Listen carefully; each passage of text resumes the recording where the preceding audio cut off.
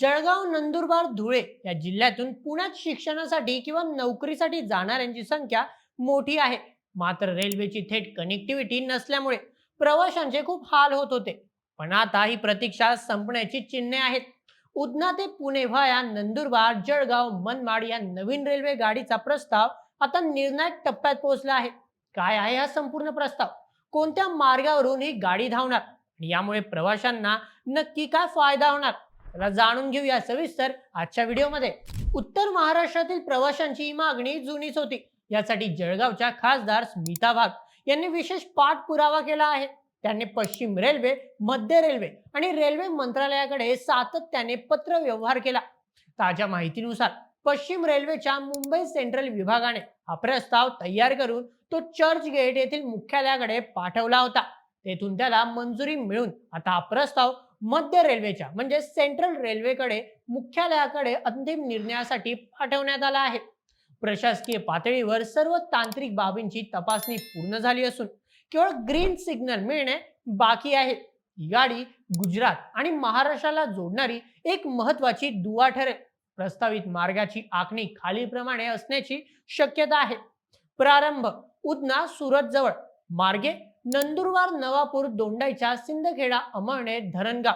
मुख्य जंक्शन जळगाव, पाचोरा, चाळीसगाव आणि मनमाड. पुढील प्रवास कोपरगाव, बेलापूर, अहमदनगर आणि शेवटचे स्थानक पुणे. या मार्गामुळे तापी पट्ट्यातील प्रवाशांना थेट पुण्याला जाता येईल, जे आतापर्यंत शक्य नव्हते. आता जाणूया प्रवाशांना मिळणाऱ्या सुविधा आणि फायद्यांबद्दल. सर्वप्रथम थेट कनेक्टिव्हिटी. सध्या जळगाव किंवा नंदुरबारहून पुण्याला जाण्यासाठी प्रवाशांना भुसावळला येऊन किंवा खासगी बसने प्रवास करावा लागतो. ही गाडी सुरू झाल्यावर हा त्रास वाचणार आहे. द्वितीय, वेळेची बचत. खासगी बसेसने लागणारा वेळ आणि ट्रॅफिकचा विचार करता रेल्वे प्रवास अधिक वेगवान आणि सुखकर ठरेल. तृतीय, आर्थिक बचत. खासगी ट्रॅव्हलचे तिकीट दर सणासुदीच्या काळात गगनाला भिडतात. रेल्वेमुळे सर्वसामान्य प्रवाशांना परवडणाऱ्या दरात प्रवास करता येईल. चौथं, व्यापार आणि शिक्षण. जळगाव आणि नंदुरबार जिल्ह्यातील अनेक विद्यार्थी पुण्यात शिक्षणासाठी आहेत, तर अनेक व्यापारी कापूस आणि केळी व्यवसायानिमित्त सुरत, उधना भागात जातात. या सर्वांसाठी ही रेल्वे लाईफलाईन ठरेल. या प्रस्तावामध्ये धरणगाव तालुका प्रवासी मंडळाचे अध्यक्ष आणि रेल्वे सल्लागार समितीचे सदस्य महेंद्र कोठारी यांचा मोठा वाटा आहे. त्यांनी पश्चिम रेल्वेच्या वरिष्ठ अधिकाऱ्यांची वेळापत्रक, इंजिनची उपलब्धता आणि ट्रॅफिक लोड यावर सविस्तर चर्चा केली आहे.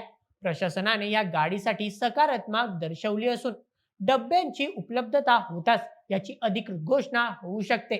तर मित्रांनो, उधना पुणे रेल्वे सुरू होणे हा केवळ एक रेल्वे मार्ग नसून तो उत्तर महाराष्ट्राला विकासाला गती देणारा एक मोठा निर्णय ठरणार आहे. मनमाड, चाळीसगाव आणि पाचोरा भागातील प्रवाशांना सुद्धा या गाडीमुळे गुजरातकडे जाण्यासाठी एक नवीन पर्याय उपलब्ध होईल.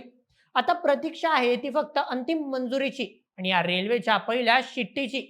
रेल्वे प्रशासनाकडून लवकरच यावर शिक्कामोर्तब होईल अशी अपेक्षा व्यक्त केली जात आहे.